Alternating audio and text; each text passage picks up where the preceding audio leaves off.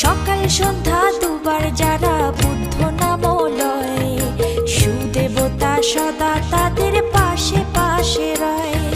সকাল সন্ধ্যা দুবার যারা বুদ্ধ নাম লয়, সুদেবতা সদা তাদের পাশে পাশে রয়।